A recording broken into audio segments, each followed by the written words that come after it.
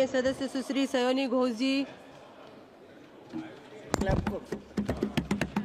धन्यवाद अध्यक्ष महोदय, आपने मुझे बोलने का मौका दिया। मैं अपनी पार्टी की भी आभारी हूँ for this opportunity. Madam, supplementary demand for grants is a constitutional pre-arrangement and I agree that it should definitely not be objected. But it also raises the question as to why does the government need further allocation when it has not been able to spend what it already has. In financial year 24, government's final consumption expenditure was 14%, but it decreased to 4.4% in financial year 25 second quarter. This means that the government has spent much less this year as compared to last year.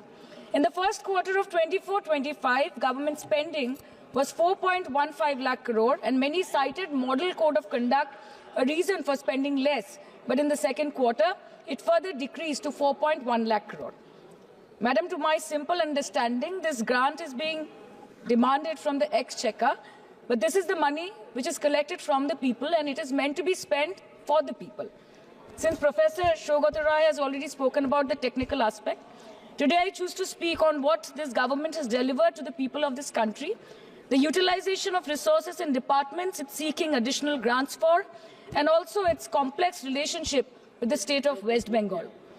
Sir, इनके bulldozer के चलते madam Bharat के लोग सवाल पूछना भूल गए और भारत की जनता आजकल इतनी भूखी है कि खाने को धोखा भी खा लेती है। मैडम, भारत में एक मिडिल क्लास जो एक साल पहले एक वेजिटेरियन थाली 100 रुपए में खाता था, आज वही वेजिटेरियन थाली 152 रुपए की हो गई। टमाटर की कीमत 247% बढ़ गई, आलू की कीमत 180%, लहसुन 128% और तेल, नमक, आटा, मैदा 18%। पहले आम आदमी पॉकेट में पैसा लेके बाजार जाता था और थैली भरकर सामान लाता था, लेकिन अमृतकाल में आदमी थैली भरकर पैसा लेके जाता है और पॉकेट में आलू, टमाटर, प्याज लेके घर वापस आता है। सर, माननीय वित्त मंत्री ने पहले कहा था कि बहुत हो गई महंगाई की मार, अब की बार मोदी सरकार, और आज उनके विचार में inflation is an international problem, महंगाई एक अंतरराष्ट्रीय समस्या है। तो विश्व गुरु, विश्व बंधु इस अंतरराष्ट्रीय समस्या का समाधान क्यों नहीं कर पा रहे हैं? Ma'am, 74% of Indians are unable to afford a healthy diet. The household savings have plunged to a 50-year low. Around 48% of the households in this country are facing a financial crisis क्योंकि उनका खर्चा उनकी कमाई से ज्यादा है. The economic inequality in India is a 100-year high. The country's GDP growth rate for the second quarter 24-25 decreased to 5.4%, which is the lowest in 2 years. The government's total debt has reached a staggering 176 lakh crore and the total debt is expected to soar up to 185 lakh crore by the end of the financial year. आज आपके उधार की वजह से हर हिंदुस्तानी पर 1.25 लाख का बोझ चढ़ गया और आप उनकी मजबूरी को अपनी ताकत समझते हैं। बंगाल में ऑल इंडिया तृणमूल कांग्रेस की प्रदेश युवा अध्यक्ष होने के नाते मुझे हर दिन कई नौजवानों से बात करनी पड़ती है। वो मुझे ये पूछते हैं कि मोदी जी ने हर साल 2 करोड़ नौकरी का वादा किया था, अर्थात 10 साल में 20 करोड़ नौकरी। उन नौकरियों का क्या हुआ, उन वादे का क्या हुआ? मैं बस उन्हें यही कह पाती हूँ कि पत्ते तो झड़ते हैं, उठाता है कोई कोई, वादे तो सभी करते हैं, निभाता है कोई कोई।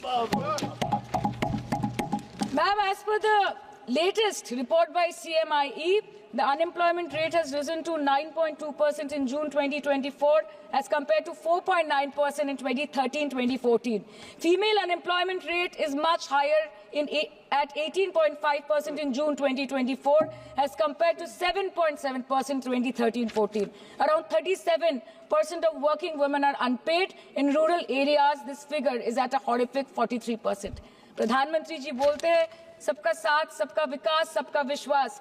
अगर ऐसा ही है तो भारत के लोग आज देश छोड़ के क्यों जा रहे हैं? 2018 से लेके 2023 के बीच 6,70,000 भारतीय ने अपनी नागरिकता त्याग दी। सिर्फ 2022 में ये संख्या करीबन 2,25,000 की थी। In 2022 alone, 7,500 high net worth individuals with a net worth of more than 8.3 crore or more left India. नवंबर 2022 से सितंबर 2023 सिर्फ 10 महीने में 96,917 Indians were arrested attempting to cross the United States illegally. Modi ji कहते हैं कि वो सबके साथ है, मगर ये आंकड़े बोलते हैं जो सबका होता है वो किसी का नहीं होता। और बंगाल के साथ तो कुछ अलग ही रिश्ता है इनका। The relationship is that of quid pro को, ठुकरा के मेरा प्यार मेरा इंतकाम देखेगी। मतलब वोट है तो नोट है और वोट नहीं तो नोट नहीं। As per the available reports, as on 19 July, rupees 1.23 lakh crore is already due from the government of West Bengal against flagship programs like Manrega, PM Awas Yojana, Gram Sadak Yojana, National Health Mission, Central Food Subsidy. Further, 40,806 crore is projected dues against these schemes, bringing the total amount to a staggering 1.71 lakh crore. Madam, health care की schemes में सिर्फ fund हमको दिया नहीं जाता क्योंकि colour coding match नहीं करता है। सो आप सबका साथ सबका विकास जो बोलते हैं, is it hinging on colour coding?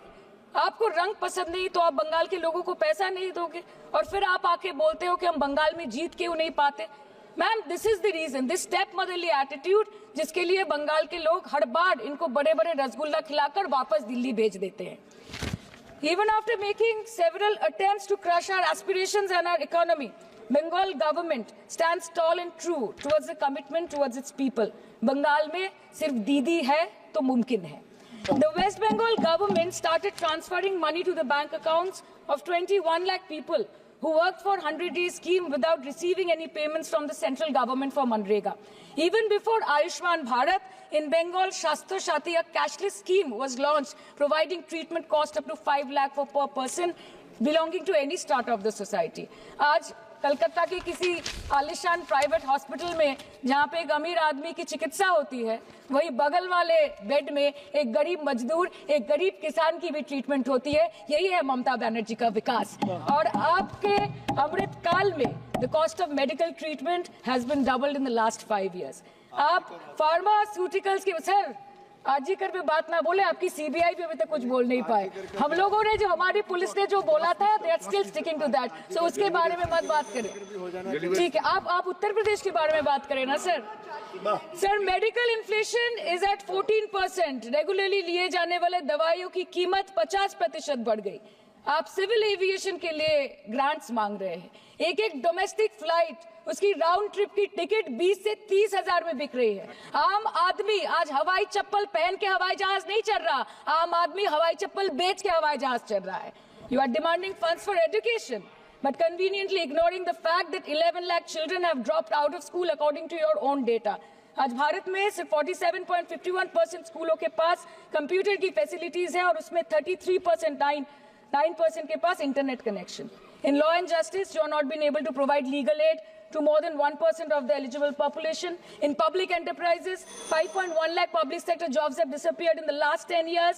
Railway में करीबन 2.5 लाख पोस्ट बाकी हैं और उसमें से वैकेंसी है इन क्रिटिकल सेफ्टी कैटेगरीज। नए भारत में आजकल ट्रेन पटरी के ऊपर कम और पटरी के बाहर ज्यादा चलती है।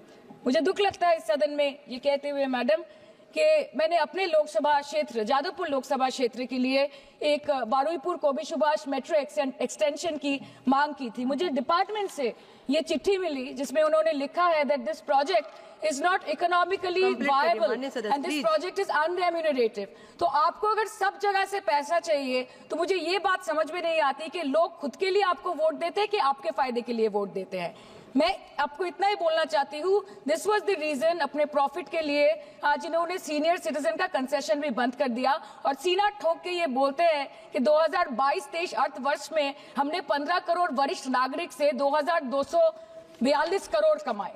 धन्यवाद माननीय सदस्य। मैं 2 बात और बोल के खत्म कर दूंगी कि लोकसभा पे खर्च करके क्या फायदा मैडम, जब यहाँ पे विपक्ष को बोलने का अधिकार ही ना हो।